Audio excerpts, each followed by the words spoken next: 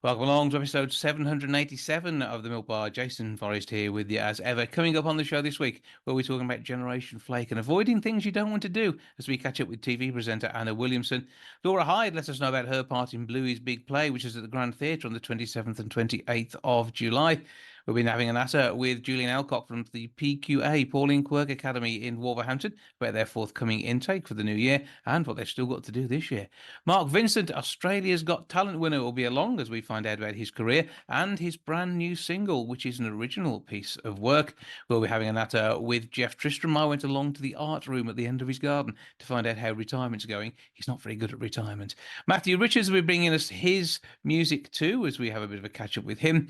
Dan V let us know about the Dacia Summer Car Boot Challenge. That's on the way. And William Hanson will be joining us to talk about EV etiquette. That's all coming up on the show this week. Welcome to the Milk Bar. Welcome to the Milk Bar.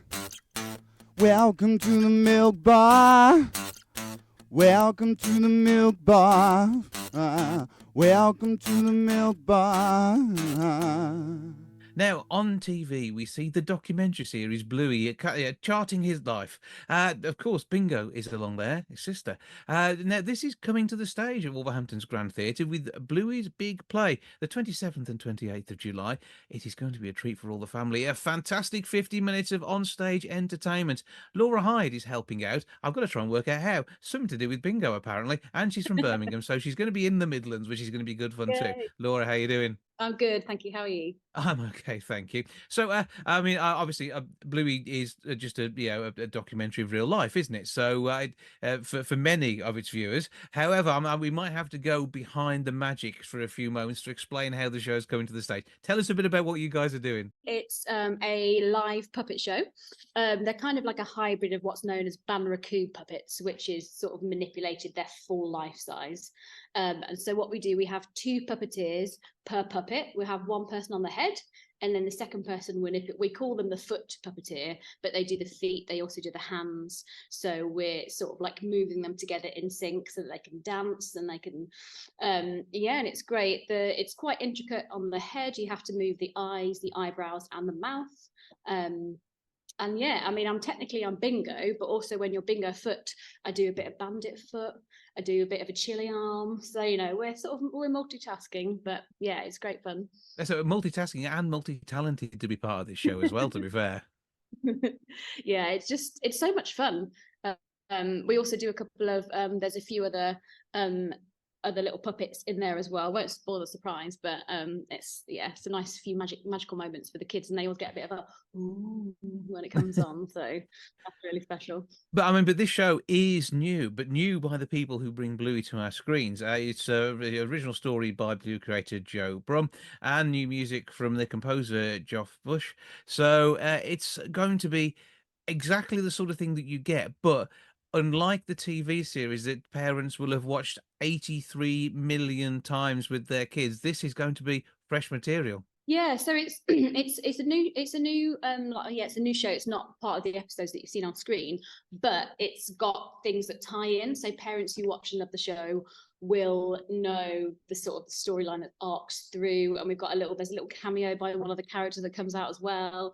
So it's sort of like it's new, but it's also familiar. So it's very, just as the show is, very relatable, and that's what I think it's done so well. Yeah, but this is why parents are quite happy to sit down and watch it 83 million times with their kids, because it is just so addictive, isn't it? Yeah, it really is. I haven't watched the whole series, I must admit, but every so often I do watch a little episode. We actually, part of our sort of rehearsal process, our resident director actually got us Bingos to sit down and watch, because there is an episode called Bingo, and it's like a big storyline. It centers around her, and so we actually watched it for research so we could get behind the character of Bingo. So yeah, it was really good. That sounds like I know it's a nice gig to have, but that sounds like the best afternoon ever. You're being paid to sit down and watch a bit of Bluey.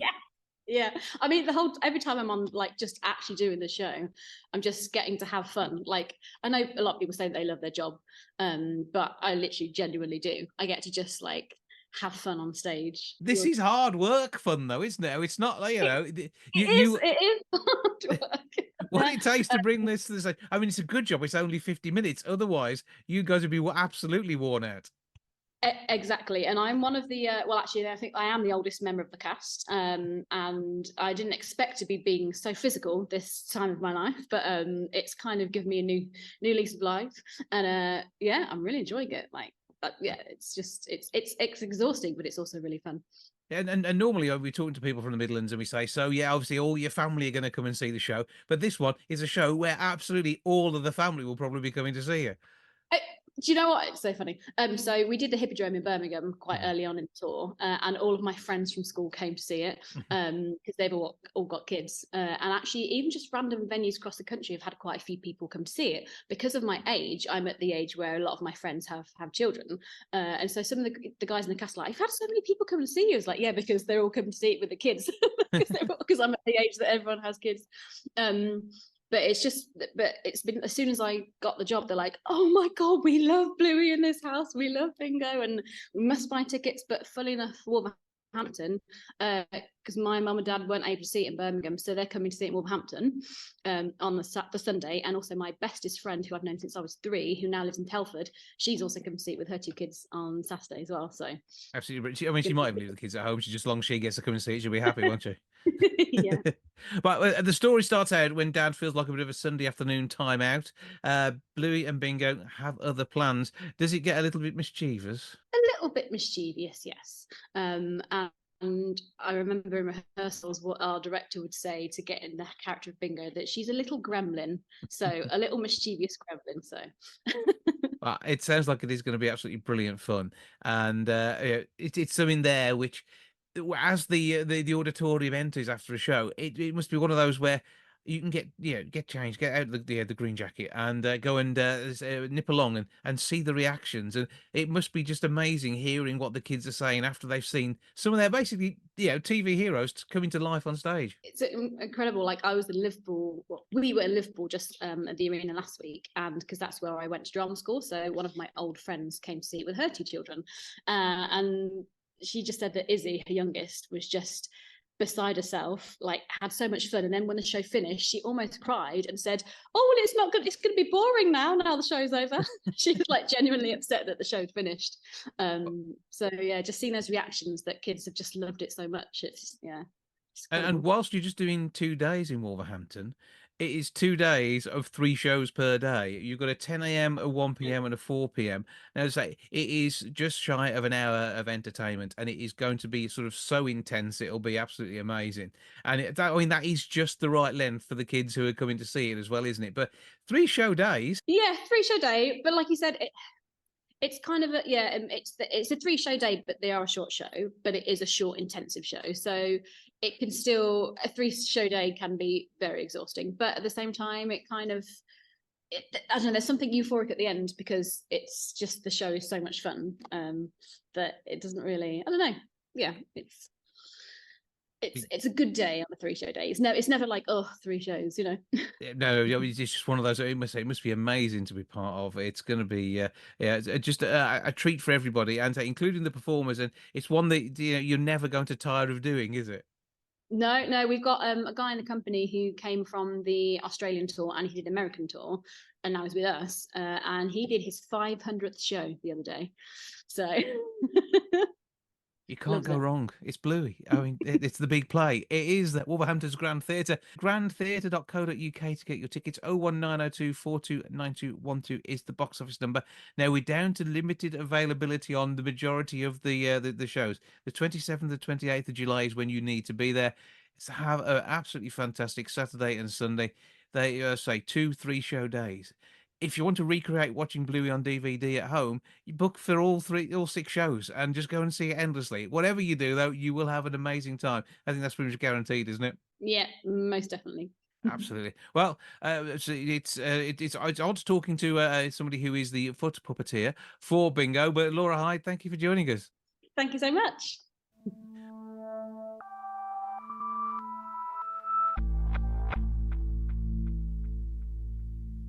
Now, when it comes to the world of etiquette, everywhere we go, everything we're involved in, we can do it the right way or the wrong way. We can be polite and nice, or we can pair the wrong flavour crisps with a bottle of wine. There's all sorts of things that we need to do to think about in our world, and one of those comes down to the world of electric charging on our vehicles.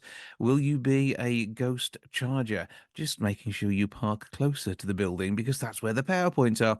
Somebody who can help us out when it comes to keeping us on the straight and narrow is William Hanson. How are you doing, sir? You good? I'm very well, Jason, and you? I'm all right, thank you. Good to see you again. And I mean, these days you're popping up everywhere. You appear on my timeline every once in a while, showing us how to behave, whether we're walking down the street or whatever it is we're up to. But when it comes to electric vehicle charging, there are lots of bugbears and lots of doing things the right way. Yes, absolutely. And etiquette is not just sort of how to behave at a state banquet, for example. Etiquette is just about interacting with other people in a nice, courteous way. And one of the things I love about my job is being able to sort of define or help define modern etiquette. And I think particularly with EV charging, which of course is an incredibly new topic thanks to the technology, it's been very interesting working with Sainsbury's Smart Charge to be able to define what actually annoys us, what is good, what is acceptable if we're charging our electric vehicles. Yeah, because I mean, everything from cable spaghetti through to that ghost charging, just parking your vehicle by the front of the store, popping the plug in, but not actually consuming the energy. These are all things which can wind up. Yes, the ghost charging was the sort of from the research from Sainsbury's Smart Charge is the sort of the top bugbear. I mean, it's quite audacious for people just to sort of park their car and plug in and not actually go through with charging their car, just so, as you say, these spaces, and they're incredibly wide spaces in the Sainsbury's car parks, are closer to the store, and they sort of can't be bothered to sort of walk an extra couple of meters from a regular parking. And obviously, putting your car in a charging space when you don't need to charge your car is, of course, terribly bad etiquette. But what else is there that's causing a problem? Because I mean, I suppose small talk amongst EV chargers is a thing. Yeah, well, yes, absolutely, because it takes 30 seconds, if that, to sort of put your card details in and put the charger in, and you might be chatting with the person who's in the space next to you. Of course, some people want to chat, other people don't want to chat, and just like if you're in the supermarket itself, you have to pick up on the body language and non-verbal communication signals as to whether someone does wish to have a chat with you or not. The great thing is about EV charging is that people have opinions, and so it is quite a good topic to start small talk if you want to. You don't have to.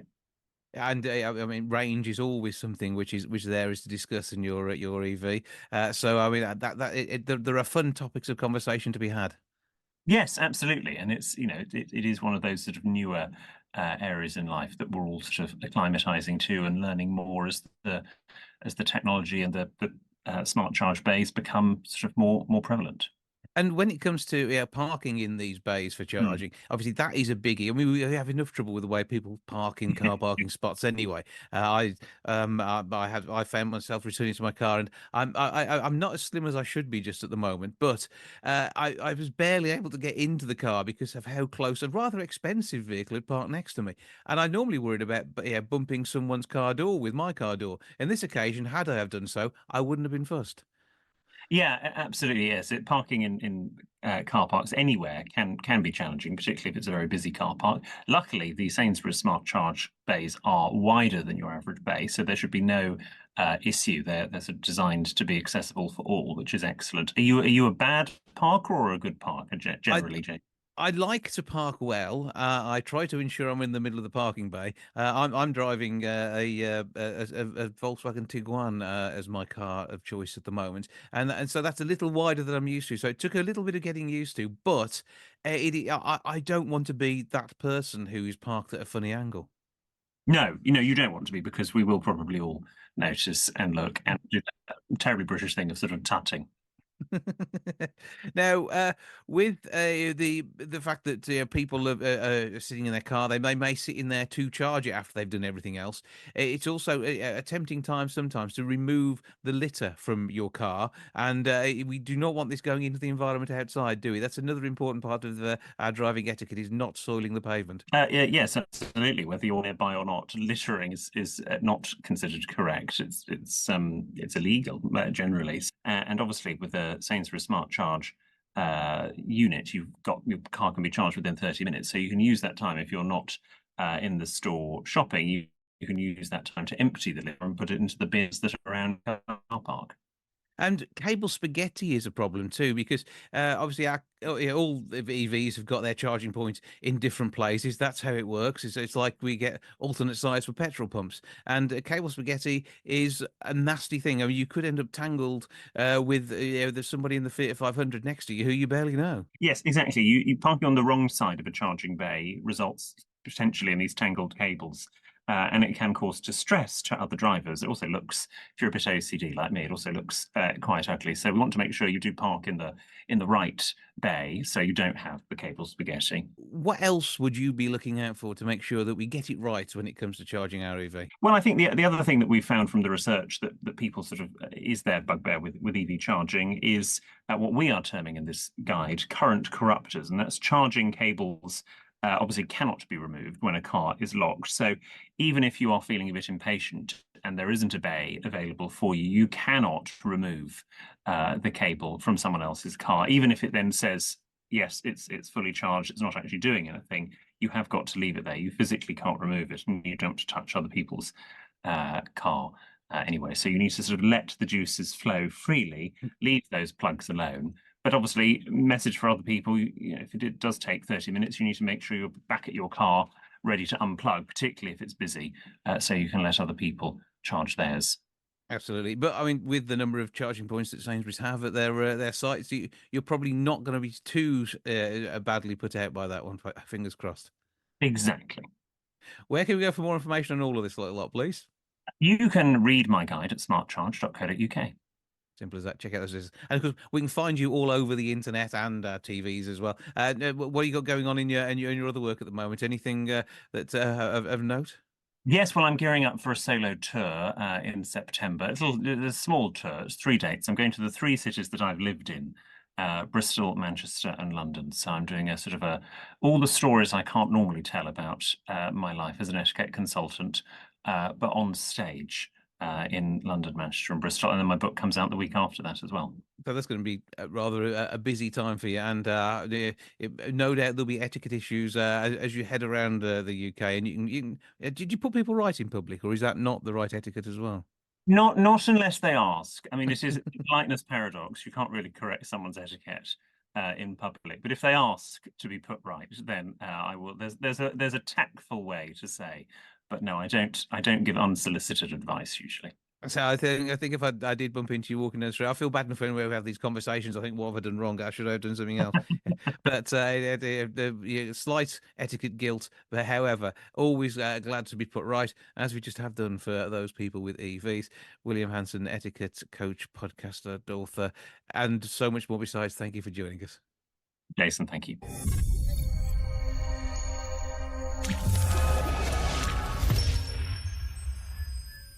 There's somebody who has 15 years in the business, more than 10 albums, and a #1 single just at the moment. Is somebody who's impossibly young to have done all of those things, apart from the fact he won Australia's Got Talent 15 years ago at the age of 15. Mark Vincent joins me now. Hello, sir. How you doing? I'm very well. How are you? I'm okay and enjoying the sound. And from somebody who took Nessun Dorma at the age of 15 and turned it into a show-winning piece, then has continued your career with some amazing music released over the years. Your voice just has this huge clarity. Oh, look, thank you so much. I must say it's been an incredible journey since Australia's Got Talent. I still can't believe it's been 15 years. You know, it's been an amazing path that I've enjoyed thoroughly. And finally, to have my own original song, you know, Sei Me La Vita, after all this time, it's very exciting. Yeah, tell us a bit about your background, because although you're Australian, you've got Italian roots too. Yes, absolutely. You can probably tell. Yeah, so I grew up with my grandparents, and they owned a family Italian restaurant. Go figure, right? And for me, we used to listen all the time to all the great tenors like, you know, Luciano Pavarotti, Andrea Bocelli, Mario Lanza, all these great classical singers. And I was at the age of 7 where I thought to myself, I think this is who I want to be. I want to be a classical singer. Until one day my grandfather asked me, what is it that you want to do when you get older? I said, look, I think I want to be an opera singer. And he goes, okay, well, we'll sing something. So I sung for my grandparents. And, you know what Italians are like. He called the half of the community telling everyone, oh, my grandson can sing, and he was the real, I would say, driver at that time who believed that I could do this for a living, that I could have a career in music. And I just wish he was here to see it, with everything that's happened over the years. The music itself really must have been an inspiration to keep you going as well. In the classical world, you've got such a rich back catalogue to choose from, and then to bring something out yourself and have it hit the top of the charts, you must be so proud. Look, I feel very humbled and grateful. I mean to say, as you know, there are a lot of artists out there who perform, who are very talented, but don't quite get the opportunities. Look, I'm not going to say I'm lucky. I say this humbly. I've worked very hard to get to where I am now. And I still have I believe, a long way to go to what I want to achieve. But I think that the key to success is to always keep wanting to better yourself. You talk about the greatest artists in the world, like Freddie Mercury, Michael Jackson, all the greats. All those artists were never happy with their performances and the things they were doing because they always believed they could continue on and do better and better themselves. And that's what I try to do all the time. Well, we're going back 7 years when you did an amazing duet with Mario Lanza, virtual duet, and his family approved that. Obviously, again, another voice you want to be compared to, and you compare so well. Oh, look, thank you so much. Like I grew up listening to Mario Lanza when I was, I would say the age of 10, because my wonderful singing teacher who recently passed away, she passed away at the age of 90. And she said to me, Mark, you have to go home and listen to this incredible voice called Mario Lanza. And she goes, he's the film, The Great Caruso.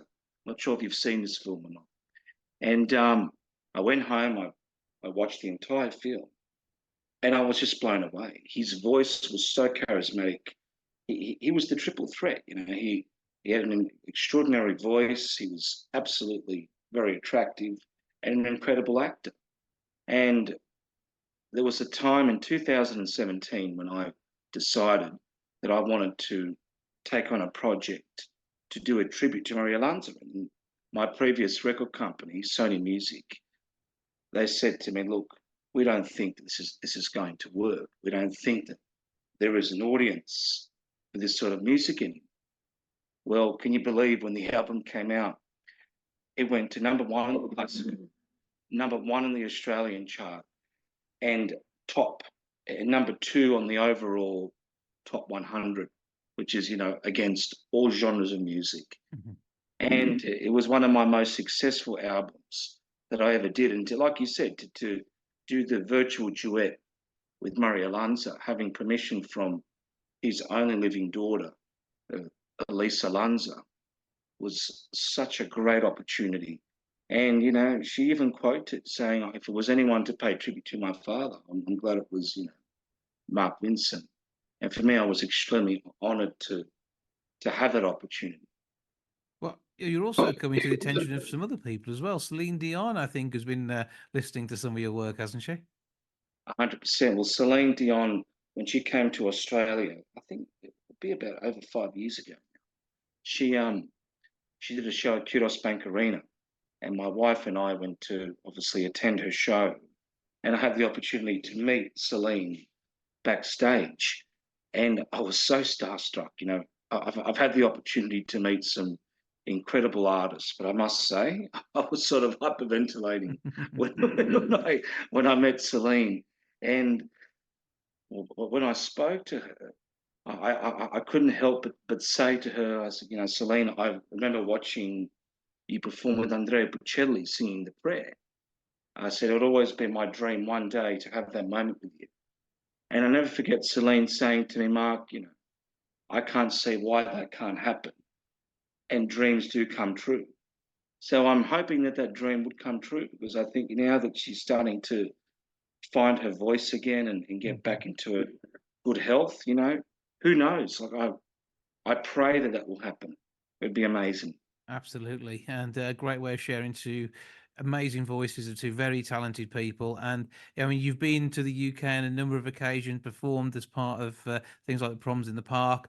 And are we expecting you back on our shores in the not too distant future? Well, I'm actually looking at heading to London this year in September, to do a bit of a promo tour with the song and with my new album coming out the end of September. But look, most definitely I'll be returning again, especially hopefully doing a line of concerts in 2025. So I'm pretty excited for that. Well, it's going to be absolutely amazing. We're going to take a listen to the single that's hit the top of the charts, written by legendary composer Pierpaolo Gurini. Is that anywhere near the correct pronunciation there? It's a tricky name, but it was pretty close. Pierpaolo Giurini. He is a wonderful composer, and he wrote this beautiful song, Semi la vita. The actual translation actually means "if you love life." But when I was talking to Pierpaolo, we both agreed that life is beautiful should be, in a way, not the English translation, but what the meaning of what the song is about.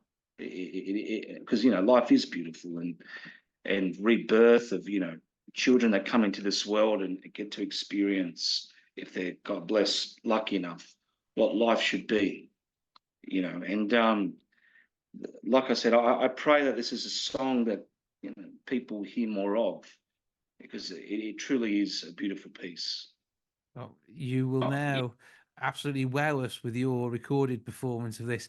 For now, though, Mark Vincent, thank you for joining us. No, thank you for your time. I really enjoyed the chat. Thank you.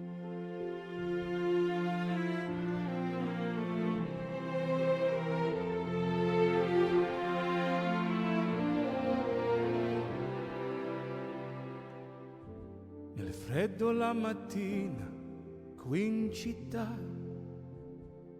ti fermi nel silenzio ad ascoltare il giorno che si sveglia accanto a te, e insieme al tuo respiro inizia già. Se ami la vita con tutto quello che può dare, con le sue navi ed il suo mare, molto di più potrai trovare insieme a me ed io con te. Se ami la vita, quegli occhi grandi di un bambino ti abbracceranno in un sorriso, saprai cos'è il paradiso insieme a me ed io con te. Meraviglioso il tempo che verrà, per chi d'amore il giorno accenderà, e ti ritroverai ancora qui ad aspettare un bacio, un altro sì.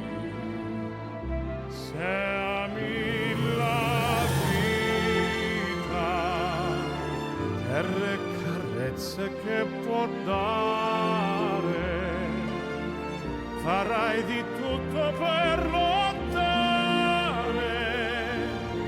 e ritrovare il tuo cammino insieme a me ed io con te. Se ami di più la vita è il dono più incredibile che esiste in te, insieme a me.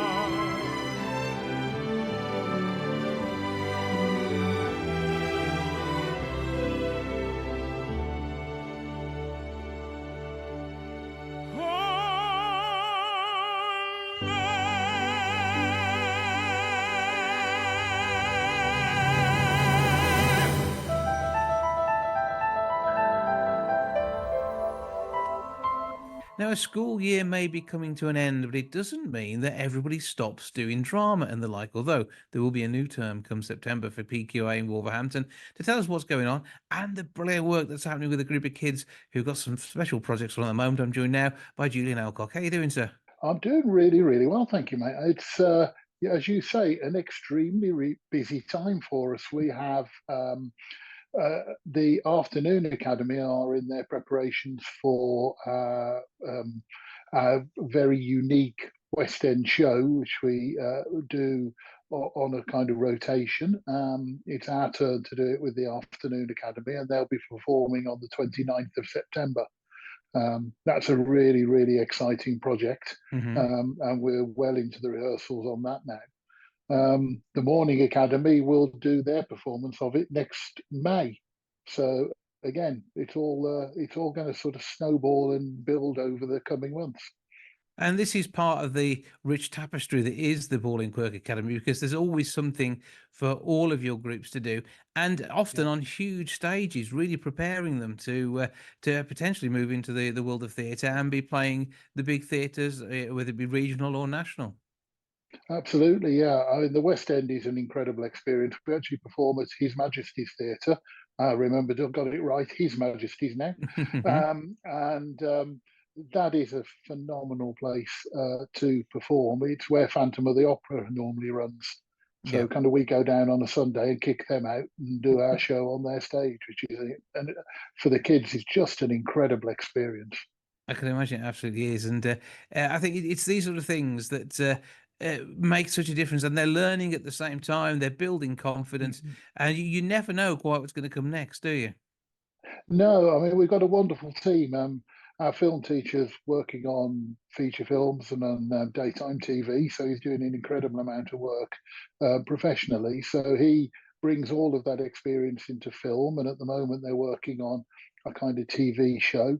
Musical theatre, obviously, we're working around the skills that they're going to need for the West End. So even if they're not in rehearsal directly, we're doing preparation for that, which has included puppet work, something very, very different. And we spent 5 weeks working with them on using puppets, making their own puppets, some of which were 6 feet tall, Wow. and working with those. That was incredible.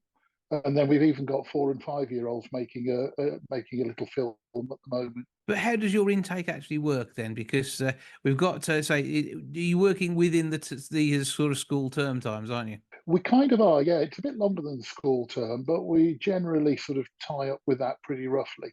We're running on right till the end of July this year, and because this August is a bit of an odd one because it's got 5 Saturdays in it, we're kicking off again on the 31st of August, and then blasting through towards Christmas with the West End show. We've got some incredible projects planned for that term.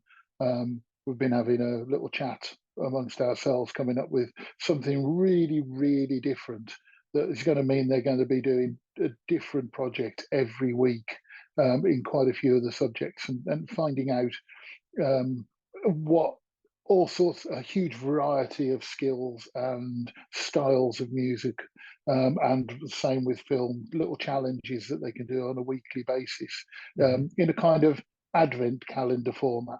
That sounds cool. And because all this alongside the fact you have guest teachers coming in, and whether it's for a term or a session, they bring something Indeed. different and that really does sort of spark the imagination. Yeah, we had a guy earlier this year who was actually in the Barbie movie, in one of the sort of major roles in that, and he came in one Saturday, a couple of weeks before the movie was released, in fact, and taught the kids one of the dance routines from the film, and then used one of our cameras to sort of mimic the camera choreography from the film. So they all then went 2 weeks later to see the film as it came out and knew the routine, not just the words, but actually knew the routine and how it worked, which was phenomenal for them. And it's that sort of thing which is it's the heart of what the PQA does, isn't it? And yeah, whether you've Yeah. got Pauline Quirk turning up a sort of national treasure herself, Mm. or whether or not you're working with others. I mean, you had West End star Matt Elson join you a few weeks ago as well. There's all these We did people indeed. who make such a difference to the way in which kids interpret what they're doing. Yeah, absolutely. Actually, I'm meeting Matt in about 2 hours' time. He's a great guy, absolutely great guy. The opportunities for the kids are so important, and constantly trying to think of new ideas and new things to do with them, and provide as much variety of skills and experiences as we possibly can. So if people are looking at getting involved, if they've got kids who fit into any of your age groups from poppets upwards, then what do they do to find out more? Well, we have a brand new system that's kicked in during this year, which is an online booking system. So all they need to do is go to our website, which is www.pqacademy.com, and then search for Wolverhampton. Once they get to our webpage, they'll see a booking button at the top, and they can book onto the relevant time slot. And that puts them into the system automatically. They can choose the day they want to come along from those that are available, and it's all done automatically now for them. So they come up onto our system. We know they're coming. It's an absolutely great system. So but it gives parent control of that process. Oh, yeah. Keep up the good work. Keep inspiring. And it's not all about front of camera, front of stage. It's about the behind the scenes and so much more besides. Building confidence. And we know that, not all of the kids who come here, not even a huge percentage, will go on maybe to star in a big blockbuster movie like Barbie. But the ones that will have had a brilliant grounding to get there. The ones that don't will have had a great grounding for whatever they do in any of their careers. Absolutely. It's one thing that gets back to us repeatedly from sets is that the kids know what they're doing, and they understand the terminology, which is such a huge advantage when you're there. We did a play with the National Theatre earlier this year. We had a number of the students who were actually working the tech, so running the sound, running the lighting on the day in a major theatre. What a great experience for them. I can imagine it was absolutely brilliant. Well, Julian Elcock from the Pauline Quirk Academy in Wolverhampton, thank you for joining us. Wonderful. Nice to see you again.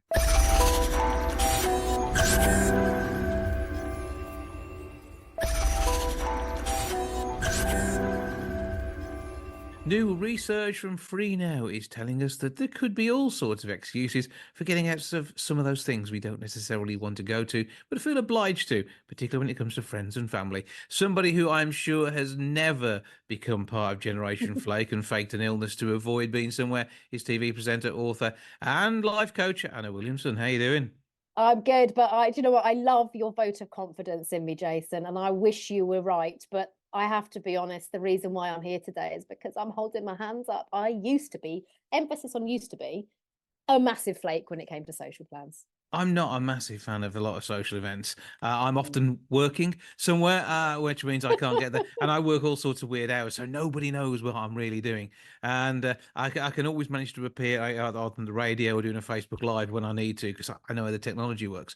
But I mean, as it goes, I mean, there's lots of different reasons people are giving for trying to get out of things. Being unwell is one of them. Family commitment, general tiredness, or maybe something like mad, like a previous engagement they just can't miss, and they never have to try and provide evidence of. Right, exactly. We've done this research as part of Free Now UK, because this is, and I just think we can all relate to these. And I know I used to, and I'm just basically today giving everyone, I'm holding a mirror up to the nation and ask you, are you guilty of flaking on social plans for any of these reasons? As you say, I'm tired, unmissable prior engagement, you've got an early start the next day. I think that's a biggie, isn't it? Mm-hmm. Too much work on, lack of time, you're working late, that one's you, clearly. Yep. The weather's rubbish. I mean, let's be honest, over the last few weeks, I actually have flaked on a couple of plans. Actually, I'm admitting this now. Only local ones. Unfortunately, everybody else wanted to flake at the same time. So that was a mutual flake. But because suddenly, where's the sun gone? No one actually wanted to go out anymore. We wanted to hunker down. Transport issues. I mean, for me, this was a huge problem for me, which is why I recognise I don't like public transport. It's not because I'm bougie. It's because I have an anxiety disorder. It causes me anxiety to travel on tubes and stuff like that. It causes me anxiety when I haven't got any plans in place. So now I have learned to pre-book my taxi if I'm in London with the Free Now app, because basically I can pre-book it 4 days ahead. It's done, it's turning up, and I'm less likely to flake on my plans. And I think it is important that we have these strategies in place that makes us stick to our plans, or we just learn to say no in the first place, which it sounds like you do. I'm pretty good for saying no. I really can't do that. But mostly because I'm just generally so busy, and yeah, I'm just, everybody wants to have me at their events. That's clearly the case. Maybe not, but they're being polite, and I'll be polite when I refuse. But I mean, trying to say transport issues is often one that is given, and this is the magic of Free Now, because it's another easy way to be able to sort of work out where you want to be and how you're going to get there. Exactly. And actually, when I say from my perspective, sort of being in and around London, but actually there's so many people that travel to London in the weekends or have days out, or are coming for a day, a night, or whatever it may be. And I know whenever I'm sort of traveling into town, suddenly, and especially if I'm with my mum, she stresses out about where she's going to get a cab. She doesn't want to get a bus. She doesn't know how the buses work, or we're not sure how far to walk, or whatever. It all looks complicated. Again, it's that peace of mind. You just download the app. You can then book your taxi for where you needed to pick you up, and then you can actually just enjoy. And it's everything is kind of planned in advance. Maybe you're getting the train in, or you're driving, whatever it may be. You know that section of the journey is done. And I think, well, I know it can put a lot of people off wanting to stick to their plans because they suddenly get stressed about the transport issues. How am I going to get there? And I don't know about you, but I've noticed more and more recently that is a real thing for people. People really do get quite stressed around how to get somewhere. And it can be we know it's in our top 20, but I would argue it's even higher up, actually, because I think a lot of people, me included, just go, nah, do you know what? Can't be bothered, because the transport, it's not a clear path. So I'll just say no. I mean, and car rental's part of the service as well that you can click onto, and it might be that's the best way of doing it for you. Get a car when you get there. If you've travelled much more environmentally friendly by train, but then need to do the run around once you've arrived in the city. Well, I think that's it. I think we all need a little bit of a helping hand when it comes to how are we going to navigate getting around the city, getting to it. And when you download the app, as you say, there's all the different options on there, really to hold your hand, because how should we know? How would we know? It can all be very overwhelming, particularly when you put into the equation the destinations you're also trying to get to amongst all that. So it just solves a massive problem, if I'm honest with you. It's done. You've got it on your app. You can check when it's coming, it's all there in one place, and it just makes things easier. And it's definitely made me be a lot more reliable when it comes to going out. But those are the reliable on the ones you've agreed to go to. The ones you don't want to go to, what is your get out? Obviously, no one is going to hear this except me and you. So how do you get out of events? I'll be really honest with you. I used to flake with these excuses, but I really don't do that anymore. And if I haven't been able to make an event at the last minute, it is because it's a genuine reason. But I've had to sort of build up that reputation back on myself, because I had a reputation with those nearest to Anna's a flaker. And that's not a nice thing to feel, but it was all self-inflicted. But I have really made a priority in the last couple of years to agree to fewer things, but the ones that really matter. So right at the grassroots level, I say a committed yes or no. And even if on the day I'm a bit tired, I'm like, forget being tired, go and have a glass of water and a cup of coffee. Sort it out and go, because I always think about how other people feel when they have been flaked on and how it feels to me. And in fact, even in our research we did, 41% of people admitted to feeling upset if they'd been flaked on. And I think that's completely fair enough. So I don't want to be that person anymore. And I actually am a bit happy. Well, I'm a lot happier as a result. Absolutely. And say it is choosing the right things. I think if anything, the whole thing lockdown, 4 years ago, that made us appreciate spending time with people more, didn't it? And I think that's one of the reasons we're less likely to flake now, and particularly if we can get our transport right too. Exactly. And we are in an epidemic of loneliness. And I think the pandemic, absolutely, we all hunkered down because by law we weren't allowed to go out. I mean, it feels just like another world away, doesn't it, already? But I think it's taken us time to get our mindset out of that and to recognize actually how important communicating and connecting with our friends, loved ones, families, colleagues, our social life is. And, whenever I go to something now, I am so energized by seeing people, those I know, but those I don't know, meeting new people. And for me, unlocking the anxiety of how am I going to get there by booking myself a cab, I feel really empowered as a result. So I always say to people, if you're flaking, ask yourself why. What is the root cause of that? And what can you do? And what do you need to do in order to stop being that flake? So if we are heading to London, Free Now are there to help. You can get to online or via the app. Where do we go to for the research and all the info so we can find out how we can all be a social butterfly just like you? All you got to do is just download the Free Now app and everything you need to know is on there. Well, Anna Williamson, TV presenter, party non-pooper now, and of course author as well. Thank you for joining us. Thanks for having me.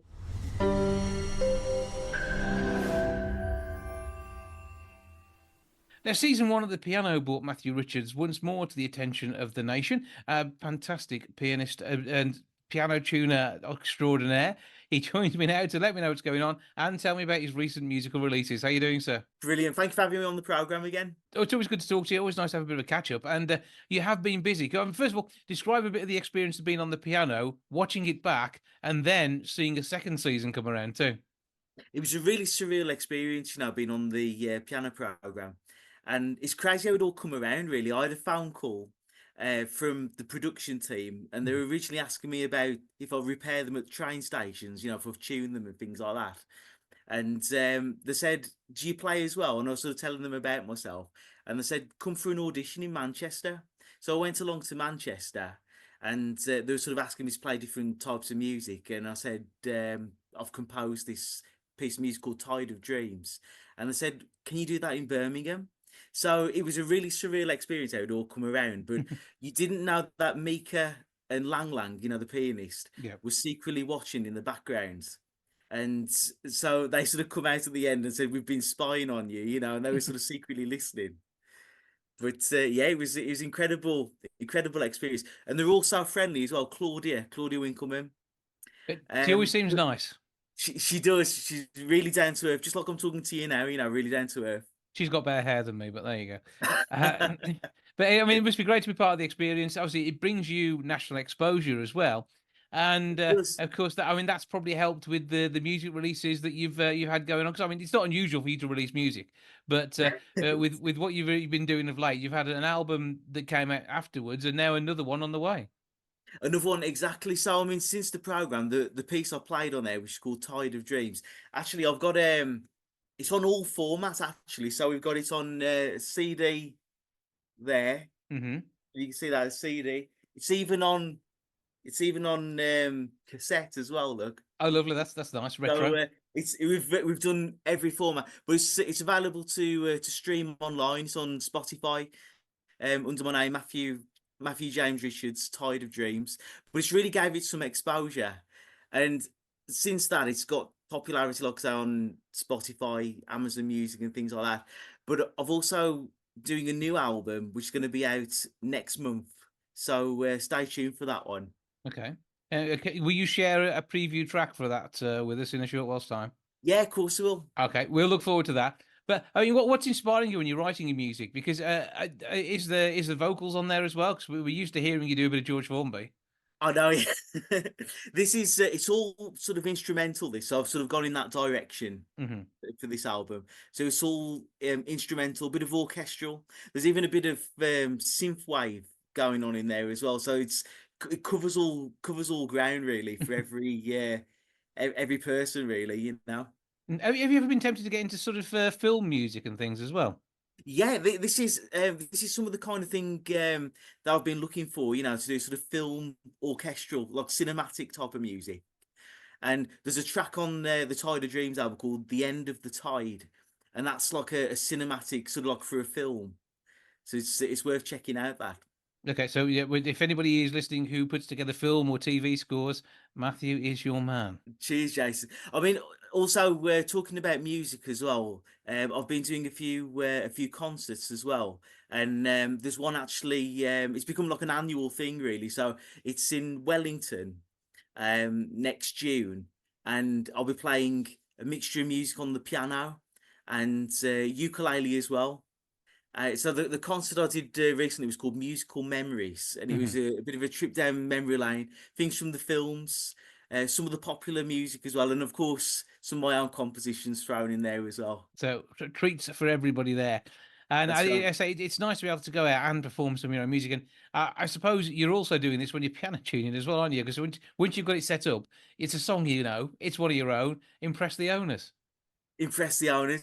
I mean, I love it really because I mean, music. It's doing it for a job as well. I mean, music's my life. So I mean, tuning the pianos, you get to play them, you get to be intimate with them, repair them and everything, which is really, really great. And is I there a just love piano it. you would like to work on? Is there one, either a type or one in a specific location? Well, I must admit, I'm fortunate in getting to. I mean, I tuned Jules Holland's piano recently, so Mm. you get to see literally every piano under the sun, old ones to big 9 foot Steinways. So I mean, those are the ultimate, really. The big concert grands, the big 9 foot concert grands. But I mean, actually, I work in a showroom as well, called Broughton Pianos, and they've Mhm. got like a range of. They've even got concert instruments in there as well. So I get to tune them regularly, and you get to see all the new pianos coming in. I just love it. And I suppose when you've got people in the showroom, it's important to demonstrate how they work as well. Demonstrate, yeah, 100%. You get to demonstrate them, and people are really keen as well. It's got really popular. Keep up the good work. Keep the music coming. So give us all the details on where we can get the back catalogue and, of course, this brand new album when it's released. And let us know what tune you're going to share with us. The tune I'm going to share with you actually is on my new album. It's called Sands of Destiny. But you can find Tide of Dreams on Spotify, Amazon Music, Apple Music. Just search for Matthew James Richards, Tide of Dreams, and it will come up. You can find me on Facebook, or my website, which is www.matthewjamesrichards.co.uk/music. Well, give it all a check out. Enjoy it. Or if you need a piano tuning anywhere, pretty much in the Midlands areas, or a little further afield if you choose Jules Holland, then just give Matthew a shout. Cheers, Jason. Good to talk to you. Thank you for joining us, and I'll see you soon. Cheers, mate. Good to talk to you as well.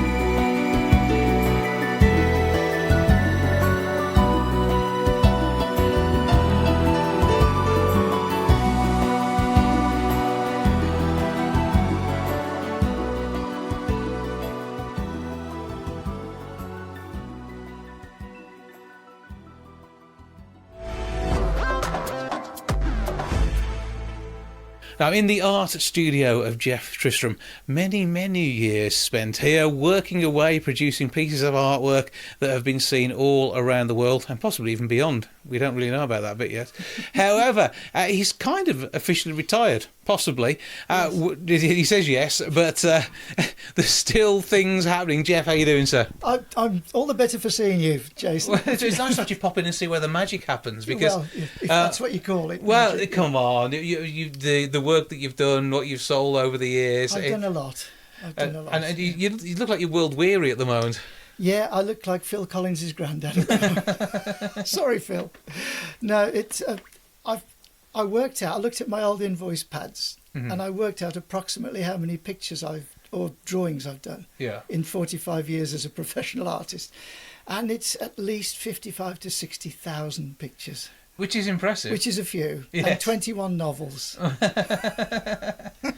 But does that in itself take something away from you and your art now, or is it something that's sort of just built to be this huge back catalogue of glory? No, I mean, I've loved every minute of it, really. I mean, some days have been worse than others, like anybody else's job. But I found that when I stopped, I sort of lost the need to carry on doing it. And I thought maybe I need a sabbatical year, of no painting and no drawing. I like writing my books, and that was always my hobby. So I still want to do that when an idea pops up, which it doesn't all the time. But with the drawing and painting, it was a bit like you've painted 55,000 pictures, you need a year off, And the more time you have off, the harder it gets to concentrate and go back to it. And I've noticed that, like, I could do 9 hours with a 10-minute lunch break, and now I can do 9 minutes with a 10-hour with a 10-hour lunch break. But that's, I'm not young anymore, even though I'm still gorgeous. Obviously. Well, you've still got your fan base, haven't you? Let's face it. Well, 70 now, it's a lot. It's old. But it's difficult to retire from something which is the nature of it, because it's more you. I mean, accountants, they play with numbers all day. Yeah. You don't do paint by numbers, do you? No. I invented paint by numbers. I created paint by numbers. Yeah. Hundreds of them. But I don't do them myself. No. I just create them for other people to do. But once you stop being an accountant, you can more or less do everything but your bank account, and you're sorted. But whereas this is something that you do that people might dabble with in retirement, but now you're taking a step back from. It's weird because I was born to it. I've got a picture of me with a little nappy on, drawing with a stick of chalk on my mother's backyard. And apparently I came out of the womb drawing and painting. And when someone tells you you've stopped now, it's like, if you cut your head off, you've got like a stick of rock, you've got artist written all the way through you. And you think, well, I'm nothing anymore. I don't know what I am anymore. And it's sad, really. But I think maybe I just need 6 months to kind of let it lie a little bit, because I've done too much, really. And then maybe I'll creep back into wanting to do a bit more again. But you're still working on a children's book at the moment, and we actually see some of that work in front of us at the minute. Well, also I still do, I was a snooker caricaturist on telly and for Embassy. And my job finished when Embassy finished, because they booked me, not the snooker. It was the Embassy promotions that booked me. So when they stopped, I had to stop. But then I found out recently that all these famous snooker players are coming out and doing an evening with Steve Davis, or have a frame against Dennis Taylor in the Britannia pub kind of thing. And the chap down the road, Wayne Deathridge, his name is, who used to run these snooker events and sporting events. He found out that the Embassy snooker cartoonist lived 10 yards away from his pub. he said, "Can you do some for me?" And of course I got suckered back into it again. And so I've started to do exactly the same as I did for Embassy for him, and he sort of sells the prints at his evening with events. And I draw them the way they are now, rather than the way they were when I knew them 30 years ago. And I'm still doing it. I've just done a couple last week. And it's this sort of thing. You can take the artist away from all of the commissions, but not all of the work.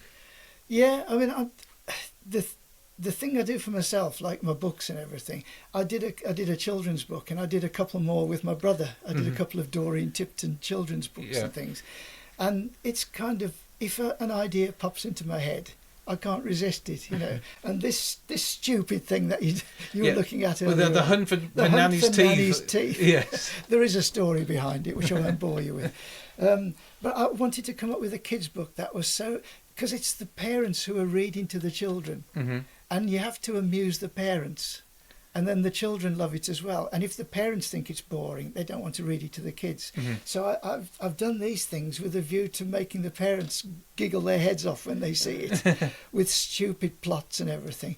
And then the kids will want to hear it, and the parents hopefully will want to read it to the kids as well.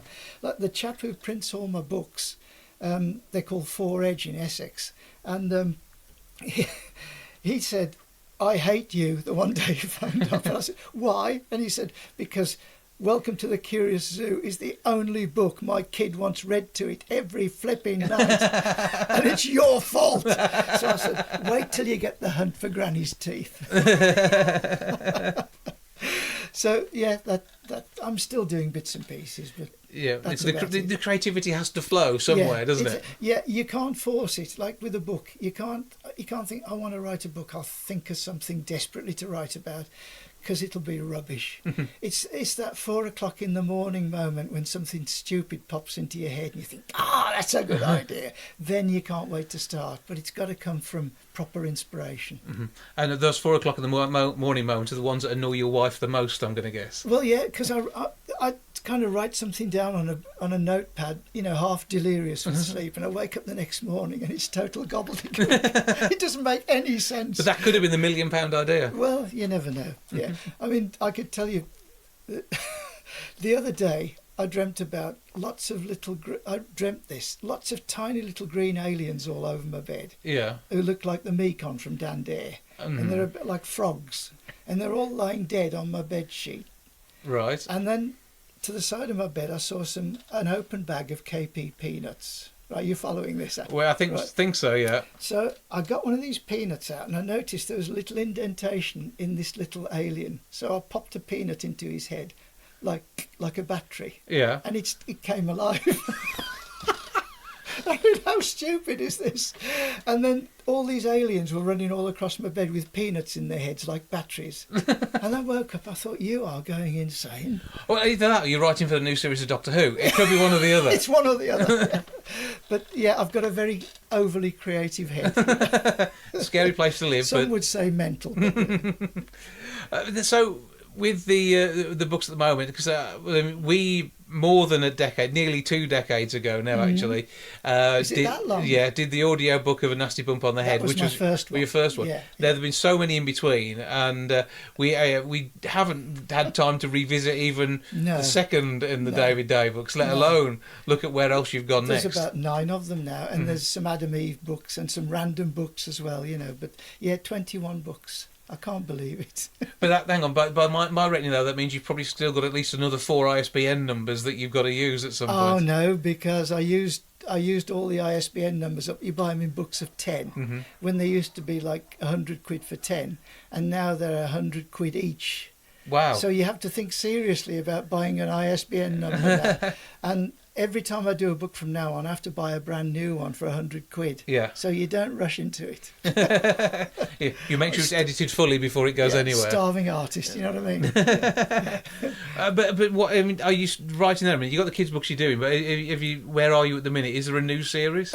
No, I've not long finished a few that you wouldn't be aware of, which I can show you later on. Well, tell me about them now. Well, there's one called the Vendetta Cafe. I don't think you heard of that one. I haven't. And it's one of these things. It could be a stage play because the set is a cafe, and all the people that come into it don't know each other. And the lady Daisy, or whatever her name is, I've forgotten her name now. She runs the cafe, and all these people come in and have individual conversations on individual tables, and you think, where's this going? Because each chapter's like different people talking. Yeah. And all of a sudden it starts to come together like a nuclear bomb, and kaboom, it goes off in the last chapter, and you think, God, I didn't see that coming. And that was one idea I had, set in Stratford. Yeah. Stratford on Avon. And I did another one called the Mona Lisa, and it's about a girl who goes to funerals so she can just eat the It's the buffet. the food, the buffet. But there's a lot more to it than that one. And then I wrote another one called The Artist's Revenge, which is my revenge on something that happened to me that I've just told you about before the camera came on. Yeah. About the stately home and everything, which shall remain nameless. Yes. And it's kind of my revenge for that. And the Italians always say, la vendetta è un piatto che va mangiato freddo, which is what you hear in the mafia. Mm-hmm. Revenge is a dish best eaten cold or served cold. Yeah. Right? And this book is my revenge on a nasty thing that was done to me a couple of years ago, which you know about. And so that was the inspiration for that book, you know. So there's stuff like that. Oh, the Teabag Murders, that's another one you don't know about. No, okay. They're kind of comedy murder thrillers, if you know what I mean. That's where I've gone at the moment. And you're in a happy place in spite of the murders. I'm okay. Yeah, I'm okay. I've had a bad arm, so even if I wanted to draw, I couldn't draw for the last 12 weeks. I had a trapped nerve in my arm. And So I'm still not going to get the caricature of me, which we've talked about doing for so many years. Jason, you wouldn't want it. It might improve my looks, to be fair. But... No, it won't. Caricatures aren't meant to flatter, you know. No, so I've had a bit of trouble because, you know, from previously painting 9 hours a day, I get pins and needles in my hand and I can't hold my paintbrush. It's because you stopped. It could be. It could be like repetitive strain the other way round. Yeah. You know. Yeah, it could be. You need to paint more. I'm having an MRI scan soon. You'll be pleased to know. Well, no doubt you'll turn that into some sort of book or a piece of artwork. Yeah. I don't know. Yeah, I know. Well, there you go. So I'm still writing a bit, but it's Marks and Spencer's cafe all the time, and Susan buying jeans and me being bored senseless. You know, that's what life's like at the moment. There is so much more, and I don't believe half of that for a minute, because I know that you get up to some... I mean, you've even still got a hairdryer behind you, and your hair left you many decades ago. Yeah, now. that's because hairdryers in artist studios aren't for drying hair; they're for drying paint with. I mean, if you've still got your book, I mean, is it 40 years watching paint dry? Watching paint dry. And you did a further 5 after that before you decided to rest the gouache. Yeah, well, the embarrassing bit is I always write this foreword in these books of mine I've been telling you about, saying this is the last David Day book. You know, I've written 12 now. This is the very last one. And in the next book, I think, I've just thought of another David Day idea. And then I say, you know, in the last book when I said it was the last one, well, it was the last book one. This is the last one, and then I do it again. So you can't trust me. Never believe a word this man tells you, I think, is the moral behind that story.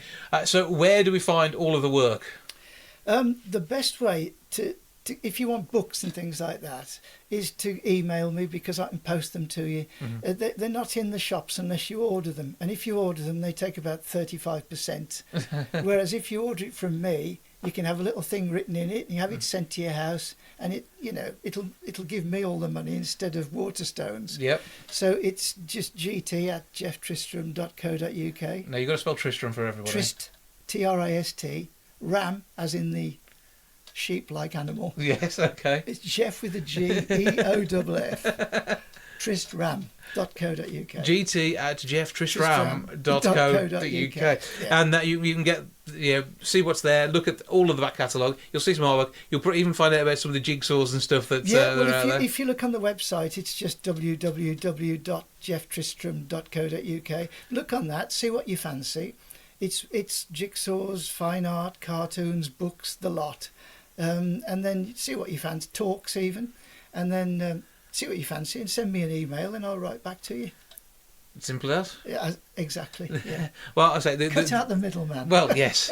I mean, and don't do what I would accidentally did and got me in trouble with this man when I found somebody who's working in a charity shop and I went, look what I found.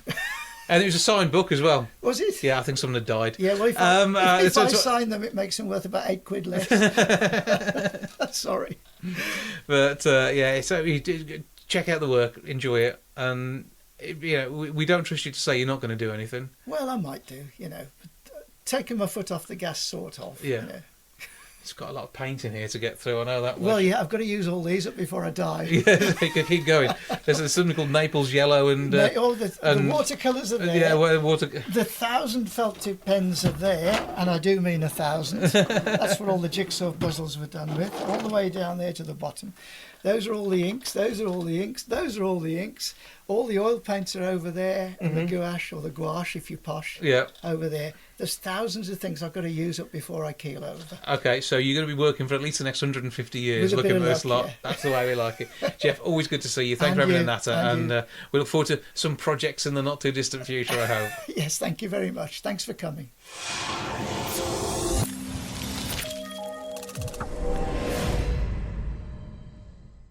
That's all for this week. Thank you so much for joining me back with episode 788 next week. I hope to have you along then. See you soon. Ta-ra for now. Goodbye from the milk bar. Goodbye from the milk bar. Goodbye from the milk bar. Goodbye from the milk bar. Yeah. Goodbye from the milk bar. Yeah.